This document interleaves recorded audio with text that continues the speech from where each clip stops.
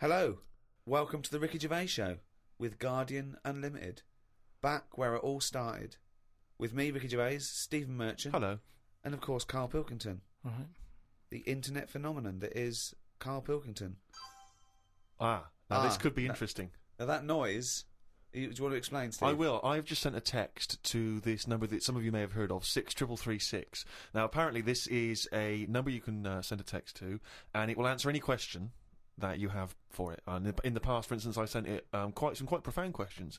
I once asked it, should they have dropped the second bomb on Nagasaki, and it had a very thoughtful answer. So we've sent it a question, perhaps equally thoughtful.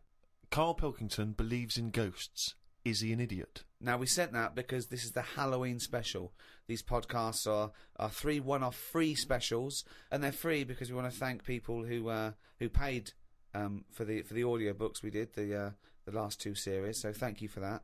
I've just bought a flat in New York, and Steve's just bought a lovely BMW. Mercedes. Oh, is it a Mercedes? Yeah. Oh, is it? Oh, right, yeah. I haven't seen it yet. Yeah. Carl's having his kitchen done and his boiler replaced. Still not happy.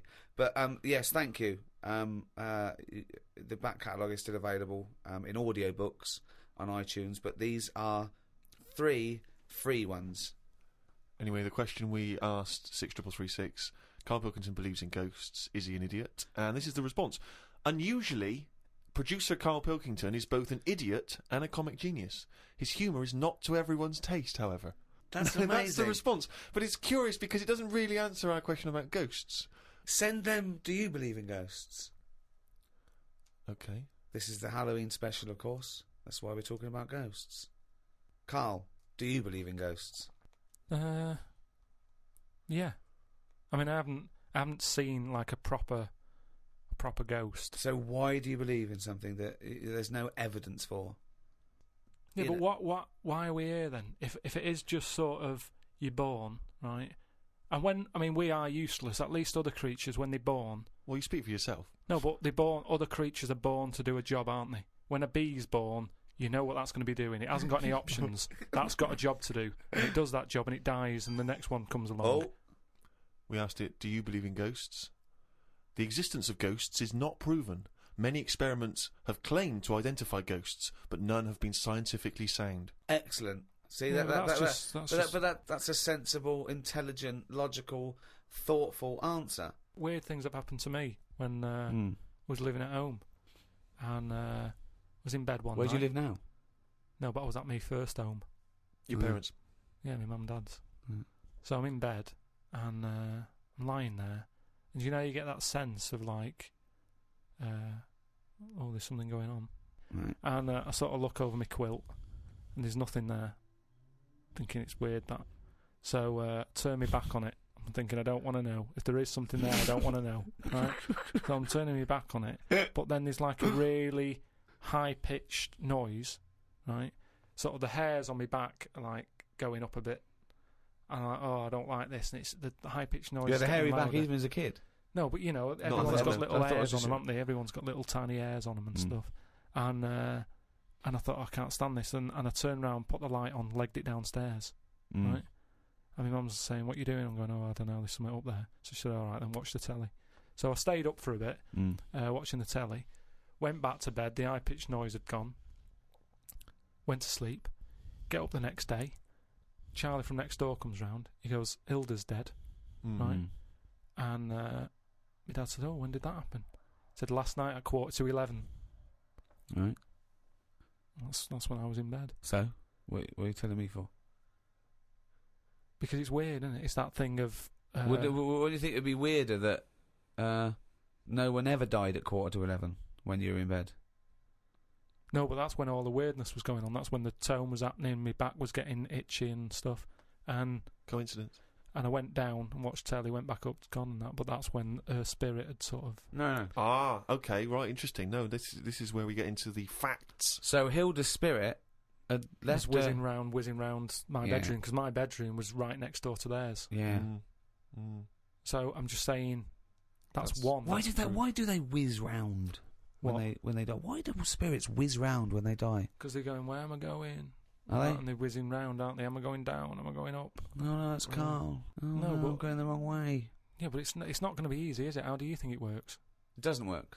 But once again, it's not proof of anything, Carl, beyond the fact that you were a child in bed.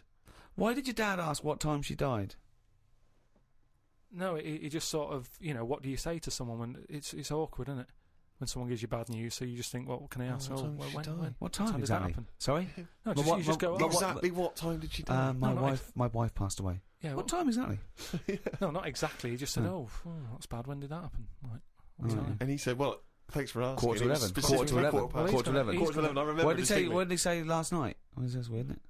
Convenient, aren't they, all these stories? Or is it? Or, yeah, I mean, it's either that's exactly what happened, Rick, or he's misremembering the actual I don't know which one to plump for. But I tell you this though, go on. If we're talking about ghosts and that. Yeah. Now, Hilda. Yeah. Choose your bog standard old woman. Right. I think that's on the gravestone. I know. Yeah. No. Did you do the eulogy? No, That's great. You what can we say about Hilda? Bog standard old woman. Right, there's sandwiches at the bar. That's the most insulting thing you could ever say. There's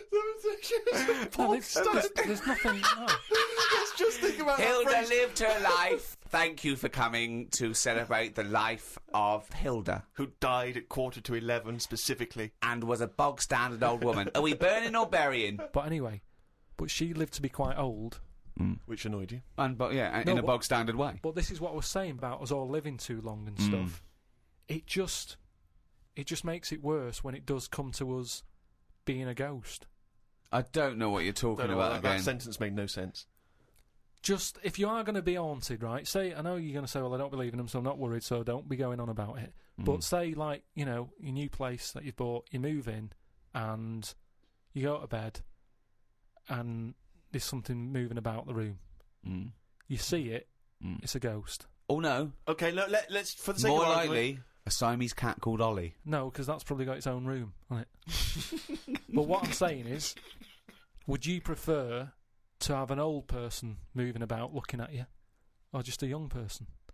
I'd prefer a youngish person who looks normal and is sort of floating about, and you go, all right. That looks normal, floating about. No, but an old woman would really scare me. And ghosts are always going to have a bad reputation because they look scary because they're old. So that's... You talk absolute shit. That's all I'm saying. So Can you believe we ever charged for this? No, but look, if we are going into another life, right, after this... Which we're not, we move on to another life. Yeah. We're not going to move on. That land, say if it is like another world, where we go and we plough fields and we grow Croppage. We grow crop. Crops. Crops, if you want. Yeah, well, I would like to use the English language. Yeah, but there's too much fruit about, so just a crop. Just something we need to get by. Fruit about. He's got an answer for everything. That's so we grow some crop. Yeah. So you grow your crop, and now, if we're all going into that other land or world or universe, old, who's going to do the cropping?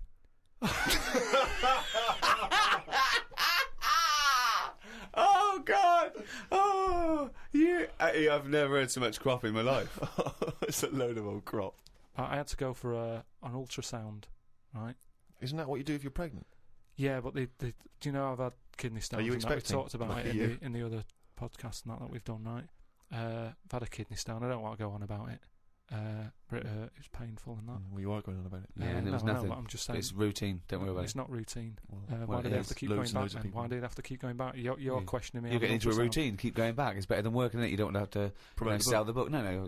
Holiday or hospital. Holiday or hospital. Holiday or hospital. I don't know. I'll just say that we've got a book out, right? The World of Karl Pilkington. It's out now. When he goes on holiday the first week, right?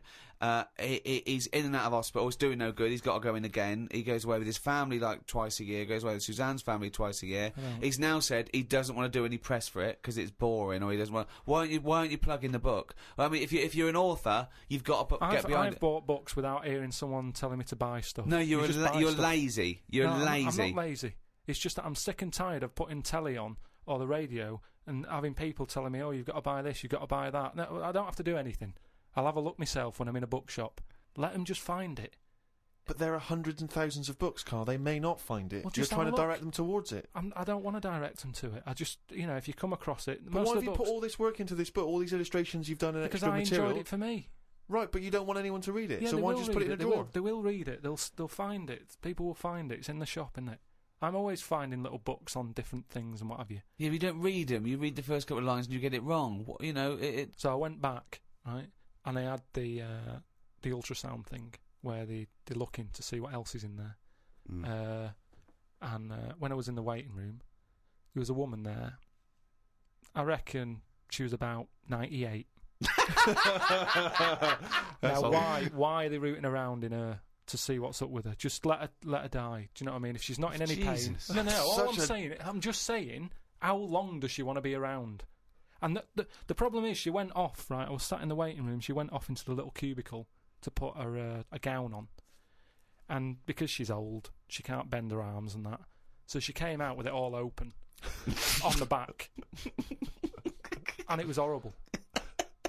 It looked like a chicken that hasn't been looked after, right? It was all leathery skin and that, right? Now, the thing is, it's all very well keeping people alive, but the surroundings of the body isn't meant to be lasting that long, is it? Do you know what I mean? The actual skin of a body, it's all very well keeping the heart going, checking the kidneys and all that, but we're not meant to be around this length of time. Yet we're messing with it. Yeah. Just do the gown up. You never see insects or anything like that look old. You don't go, look at the state of that. Because they live about 4 weeks! Yeah, but maybe that's the way it's meant to be. In the same way, maybe we were only meant to live to be 40. But why did you go in for your operation then? Why didn't you just think, well, this is it, I've had my time? If they're looking after an old woman who's about 98, I'm having a go. Well, of course. Because you want to live on. She might have been flirting with you. No, she was... Keeping it open, just so you can have a little look. But I'm just saying, is that right? Is it right that they're going in there rooting around and stuff? I didn't like it. I didn't like having it done, you know. I don't like going to the hospital and stuff and the doctors and all that. And she was pushing the thing down. And she said, oh, you can have a look if you want. So what down where? On my kidneys. She was pushing like this little scanner thing. Oh, right. She was going to have a look. I was going, I don't want to have a look. She's going, what's up with you? I said, I don't want to see me inside. Did they put a tube down the end of your knob? Yeah, they did all that. We've talked about that in the other... But you were unconscious, weren't you? Yeah, but it doesn't matter, does it? If you know it's going on, it still bothers you. Just because you're asleep. Well, not really, no. What do you mean? Well, why does it bother you if you're asleep? Well, that's like saying, oh, I woke up and the house was robbed. Oh, it doesn't matter, you're asleep. Well, no, but... It's still going to bother you, isn't it? but you knew it was happening and you did it willingly. Well, it's not pleasant to go in and be made to go unconscious. That's the unpleasant bit, isn't it? And the pain. Well, no, it's more the idea of it, isn't it? That's why, you know, doctors telling you everything they're doing. It's like, don't tell me, you know what you're doing, just do it. I'm not going to have a go at it. You know, it's not like DIY people coming around and going, oh, what you should have done there is, and you can go, I'll have a go at that next time on my own without calling you out. Forget kidney stones again. I'm not going to go, oh, I've had it done before, I know what to do, I'll stick it up there. Doesn't happen, does it? But I can't, what was I saying?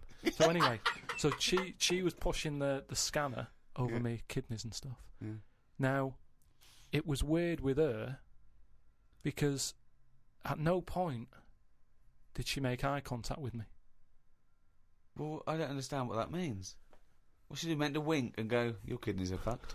No, but it's just weird that she probably spends her days looking inside people more than she does talking to people. I just thought it was odd that that's how she sees people. When she looks at people, she probably sees kidneys. What, this doctor? The woman doctor. Well, doctor? Yeah. Right. So, what you're saying is, the strange thing is that she often spends more time looking in people, because she's a doctor, than chatting to them. Yeah. And is it weird that Jonathan Ross is the other way around? Because he's a chat show host. He spends more time talking to people than looking inside them. No, but even when I was asking... Because he's got a different job. When I was asking her questions, saying, you know, does it look all right? What's it doing? Is it moving about?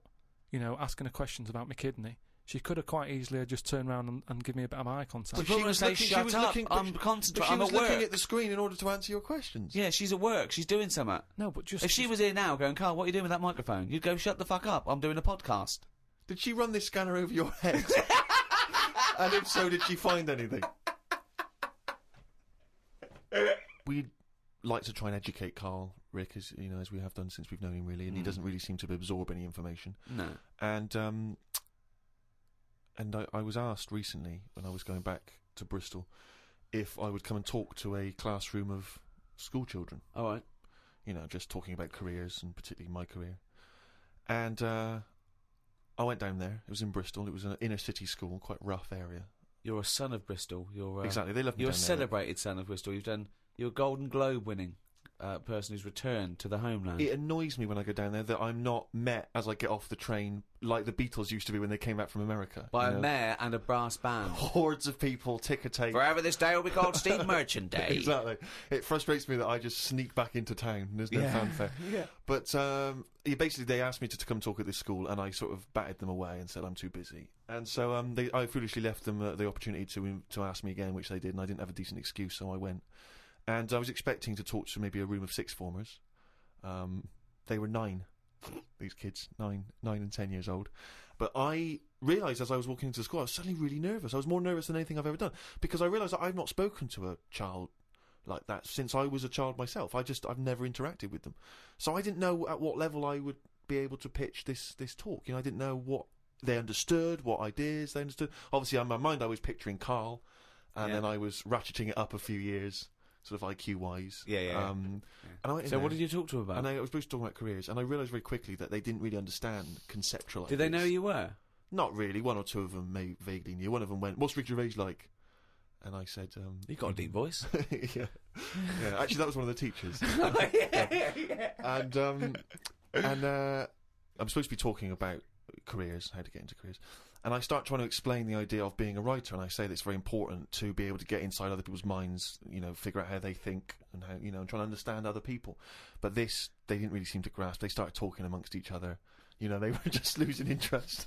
I lost them straight away. I was devastated. Oh, no. So then, and this is the worst thing, right? I started lying to them. Because I realised that every time I told a slight lie, because I thought they'd be interested, they were. So I know Justin Timberlake. You're not joking, right? They said, one of them said, "I understand you used to be a DJ," and I went, "Yeah, it's great being a DJ because you get to meet pop stars like Robbie Williams and Beyonce." Never met either of them. Never met them. And they went. One of the kids went, "What's Beyonce like?" and I went, jokingly, I went, "You wouldn't like her." And I said, "No, I'm joking. She's lovely. She's sweet. She's good as gold." I was making it up. But they were loving this, and the teacher was going, "Would you all like to meet Beyonce?" And they were going, "Yeah." And I was thinking, God, well... I'll bring her down tomorrow. Well, exactly, but I don't know why I felt it was like I wanted to win the approval of these 9-year-olds. That's amazing! Because my own achievements, I realised, wouldn't mean anything to them. You know, I can talk about the people I have met, but they don't care if I've met Robert De Niro, but they're interested if I've met Girls Aloud. Or me and Girls Aloud, some of the times we've had together, it turns out. But it is fascinating when you have to interact with people, with children like that, because I've got no concept of how to talk to children. To me, I can't grasp the difference really in conversation and chat between, say, a 7-year-old and a 13-year-old. I don't know at what point they learn stuff and pick stuff up. Do they understand? Do you know what I mean? I find it really hard. I remember once when I was about 9, the headmaster, deputy headmaster, used to do a little fable. I've talked about him in stand-up. He used to do a little fable. There's one I remember where he got a tube of toothpaste, and he got someone up. He said, "Come out here. Squeeze this tube of toothpaste out on this board." And he squeezed it all out, right? He squeezed it all out and emptied it. He went, "Now put it back in." And the kid tried to struggle, and he goes, "You can't do it." He said, "It's easier to do something than undo it." Okay, go back to class. Like, people are going, "Oh, I get it. I know what he means." Yeah. They're just thinking, don't squeeze all the toothpaste out. Yeah. Just save some. Yeah. I mean, you know, there's no way they're going to take on that metaphor at the age of 9. It's too conceptual, yeah. Yeah, exactly, yeah. Just stop misbehaving or I'll smack you. That worked. Karl, have you had to have any dealings with kids? How do you get on with kids? Do you relate to them? Or are they just as angry and perplexed by your views as we are? I mean, it's with everything, isn't it? Everyone's different and that. I can get on with some young kids all right, and some of them are, like, you know, a bit cocky and what have you. But I'm sort of getting on with the baby at the moment, because I've been made a godfather. Think of that. So... wow, who did they reject? I know. No, I mean... who said no? Yeah. Well, I did. I did at first, and then Suzanne said, "Look, it's not really a choice. It's not like a job interview or something that you're thinking about. Is it a good thing? So you've been asked. You should take it on." But what are they? What if they? hold on. If you're the godfather of this kid, presumably you're friends with them, and they probably listen to this podcast. They're good friends. So now they're hearing, for the first time, that you didn't want to be godfather. Yeah, but I think that's good, because they can hear that, you know, it wasn't... I didn't just do it because I was asked. I thought about it, I thought it through. You know, I was worried. It was kind of like, is this a job? And I was just. Well, it's nothing but tokenistic, is it? You're not. Well, really this is what I looked into. I said, we went back, and I said, right, I've been thinking about this thing. I've heard that it's my job. If anything happens to them, I've got to kick in. I'd have to start looking after the baby. So I said, right, how many of you are in your family? If that happens, am I going to start getting a phone call or what? And they said, no, there's a big family. You're not. You know, you're at the bottom of the list. So I was like, how many? And just finding out what their age is. And you know, I've only got a small flat. It would have to sleep in the sink or something, right? So I checked all that out, and all safe. So this baby, it's spooking me out a bit because it doesn't blink. And that's pretty weird when you're sort of talking to it and you're thinking, it's not blinking. Are you sure it's not asleep? No, it's honestly, it's weird. If something doesn't blink, it's like it's evil. Because blinking just makes something look a bit more friendly, doesn't it? And I was stood there, you know, talking to it. I just tell it little stories about anything.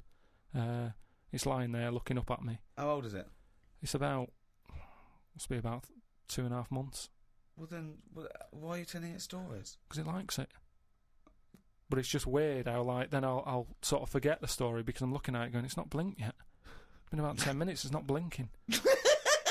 So then I forget the end of the story and I just walk away because it's not bothered anyway. It's probably not listening, is it? But what a pointless tale! What a pointless tale now and at the time. I think it likes it. The kids like stories, like you say. They're not bothered if it's not true or anything. Or if you walk away before the ending because you've forgotten it. That's Brilliant. why it's not blinking. It's so dumbstruck at the idiocy coming out of your gob. No, but you don't need to hear endings of stories. Maybe, like I said That's to you... the point. That's the point of a story, isn't it? No, it's not. That's the point why people... That's why people like stories, because they're hooked into knowing what happened. No, because there's loads of films that happen and they have a funny ending. You leave there going, I wonder what's meant to happen. And you make it up in your own head.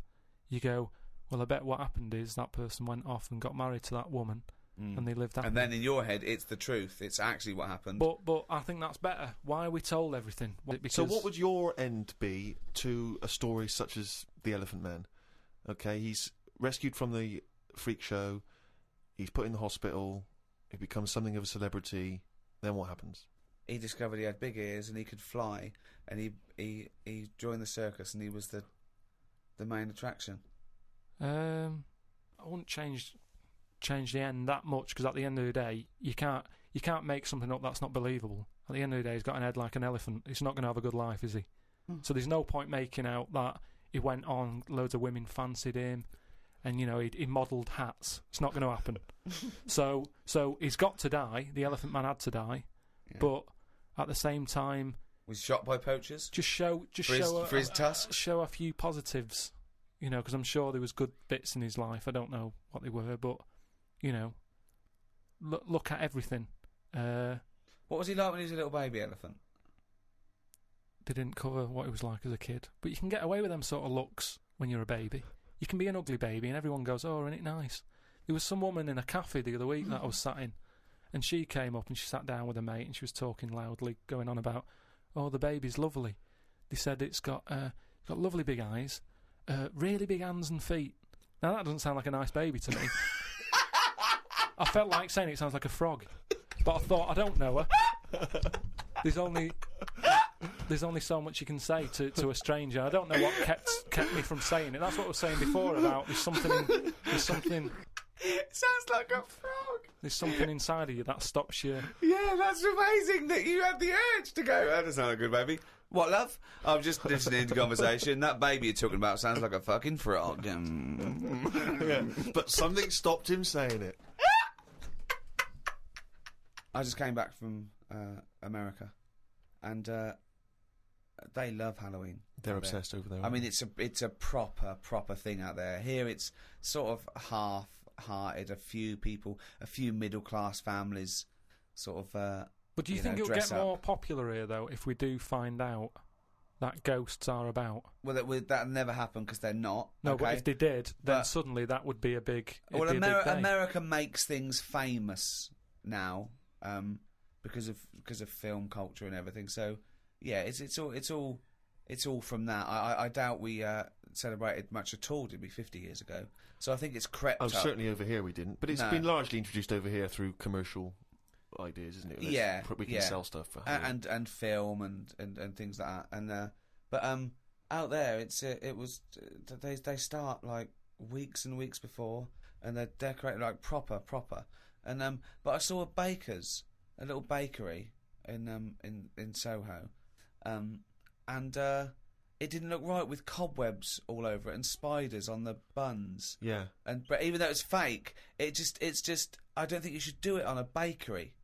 Do you know what I mean? Yeah, I know what you mean. It's just a bit think that surely puts you off the product a little bit. I always find it a bit depressing. Like last time I remember going into supermarkets and you see sort of these old women who you know, in their 60s, and they're doing this job they don't really want to be doing, but they've been made to dress up as a hat. I know, as a witch or as Cinderella, and it just. Well, they could do it in like a morgue or something, just to sort of brighten up the place. Well, just so people aren't that scared. Imagine that. Imagine you going to identify your dead relative, and they go, "What's the spiders all over?" It's 31st October. No, oh, okay. But just make it a bit spookier and have a bit of fun with it, and let's not get serious about, you know, like I say, passing on. Yeah, but those sort of people have to take their job seriously. I remember when my mum died, and I had to go along, and I was talking about what wreath they wanted, and this person, quite rightly, had to turn off their sense of humour in a way, because I suppose they mustn't offend anyone, so I had to. They spoke like that at all times. Yeah. At all times. Okay, and what would you like the wreath to say? She was a mother and a grandmother. I went, yeah, mother, grandmother, and what was her name? I said, her name was Eva. I said, and I made a joke. I said, do we get a discount because her name's short? And she went, well, actually, didn't laugh, didn't get that at all. She just went, just answer the question. She went, well, actually, you pay by the letter. I thought, okay, that fell flat. I'll go again. I went, well, a friend used to call her E. Yeah. I went, I'm joking. She went, okay. Nothing. Yeah. Bad audience. Bad time, bad audience. Tough crowd. Yeah, Undertaker's never known for their... Yeah, exactly, yeah. They don't crack jokes, Carl. A friend of mine was trained to be a doctor, and in his first year, when they practiced, they intern at the hospital, he was watching this patient, and two other doctors came in, and I won't say his name. They said, can you go and check on Mr. So-and-so? He went, yeah, and change his drip. So he went in, changed his drip, came back out. The doctors came, after about 10 minutes, they came running and said, what did you do? What did you do? And they went in there and said, I just changed the drip. He goes, well, he's dead. He's dead. He was going, I just changed the drip. I did this and that. And they started laughing. He goes, no, he was dead when we sent you in there. Yeah. Now, that is almost excusable, because it's imperative, if you're a doctor, to become accustomed to the fact that people die and that it's... Exactly, you know, yeah. So they were making a joke about a dead body that means nothing to them other than professionally. Yeah. You know, they were getting through it. He thought he'd just murdered someone. Yeah. Well, he thought he just killed someone. But yeah, they have to be desensitised. But they wouldn't do that in front of the relatives. They wouldn't go... I had a laugh earlier with a young intern. When your dad died, we sent him in to change the drip. Didn't even check. It was quite good. Anyway, let's get him out of here. No, but they do have a laugh. I heard about a doctor who was working on a brain, right? And apparently, when they work on the brain, it's best just to keep you awake, because you know, just so you can go, that hurts a bit, and they go, oh, we best not touch that bit again. That's the reason. Rick. Amazing. That's the reason. No, there's certain operations, isn't there, where they go, you know, we can knock you out for that, but for this one we want to know. It's probably because the brain needs to be active in order to identify the thing. But sure, no, it's actually so you can wake up and go, yeah, no, that hurt. That stings. How that stings. Don't pop that in there. You can't feel anything in the brain anyway. No nerve endings. Really? You can't feel it, can you? Well, maybe there's another reason. But anyway, his head's open. He's sat on this chair. The doctor's going... I reckon he was laying down. I thought he was laying down, but in your world he's not. He's sat on a hard-backed I think it's more like in front of a mirror, like a hairdresser type thing, right? And he's cut the skin off, So get a bit shorter there. So he's something for the weekend, sir? I won't be shagging with no brain. Anyway, so he's cut the skin off and chopped a bit, and you're always going to get bits, aren't you? Sort of. Whenever you cut anything, you end up with a bit missing. But anyway, somehow he does the brain stuff. He fixes it. I don't know what he was doing. But you don't know about the intricacies of brain surgery. That I find perplexing. So you're not a neurosurgeon. I don't want. Oh, okay. So they sorted out the problem, right? And he goes, right. All we've got to do now is stick the head bit back on. Yeah. That's what it's called, by the way. The head bit. This happened. Yeah. The head bit's connected to the face bit. Yeah. So he sticks. Nurse, head bit. Doctor, do you need leg bit? Not yet, nurse. Head bit, then leg bit. So they stuck the head bit back on, and then can you pass me the sharpie thing? He was trying to sew it, and he was going, "This isn't fitting this." He's going, I don't know. And you know, like, because the patients... Right, if this turns out that it's someone else's head. Or a toupee from the doctor next to him, or a cat. Wow! No, you've sewn a cat to my brain! It's none of that. He's trying to sew it, and he's thinking, why isn't it fitting? And he's thinking, is it because the head's swollen? Because, he's been messing about in it, and things swell, don't they, and messed about with. So he's messing with it. He's going, I don't understand this. And he's panicking a bit because the patient's awake and chatting and stuff, and, it's difficult to have a normal chat when you're panicking a little bit. I know, there's a queue as well. People want their brain done. And they're reading old copies of magazines. They're going, hurry up. So I'm going out tonight. Do you want to wash it? No, just I'll wash it later. Just take it off, do the brain, put it back on. Anyway, what happens is he has to start rummaging. To start rummaging. Sort of rummaging. Rummaging. No! There's no N before the first G. Rummaging. Well, he starts looking through the... he starts having a look through the bin. Because, what? Because he knows he's chucked a bit away of the skin. Right. Where is this surgery where a bloke's sitting up in front of a mirror and there's a bin? Is there a little basketball ring above the bin as well, so when he throws things it goes through there first? I'm just saying that's what happened, and you were saying about things that happen, and you've got a joke about it. So he's rummaging, and what happens? He said to him, the fellow was starting to sense the nervousness, and he said, what's going on here? And he says, you're never going to believe it, I've lost a bit of your skin. Lost a bit of your head, yeah. I can't Why did he cut? I don't understand. Why is there... That's what I mean. Bits? Because things just break up, don't they? It's like chicken. When you see him walking around, everything's in place and it sticks together. You cook it, suddenly it all breaks up. He'd cooked his face before he cut it out. I'm just saying how flesh, it sticks together well. Yeah, but he'd cooked the scalp before he'd taken it off his head. No, but it's just an example of how skin can break up with the muscles and everything. So he's rummaging in the bin, and does he find the head? He found the bit, and then he's like, oh, sorry about that, and he sort of managed to stick it on. Right, he didn't wash it off or anything? Yeah, I'm sure he'd give it a bit of a rinse. But I'm just saying how... Nonsense. You've got to make a joke out of stuff, haven't you? Yeah, it's bollocks. If you're a doctor. Okay, that's good. So where was the joke in that story? At what point I thought this was a story about how doctors have a sense of humour. Yeah, when did he make at a the joke? end, they sort of laughed and he sort of said, oh, there you go, it's back on, but good job the bin men didn't come or whatever. And they made a joke out of it. I've never heard such nonsense. I've never heard such nonsense. Right, Carl, let's do a competition. Chance to win some of the product that we've got out that Carl doesn't want to talk about because he's too lazy. No, it's not that. Well, if you do want to win a copy of this book, Ricky Gervais presents The World of Karl Pilkington.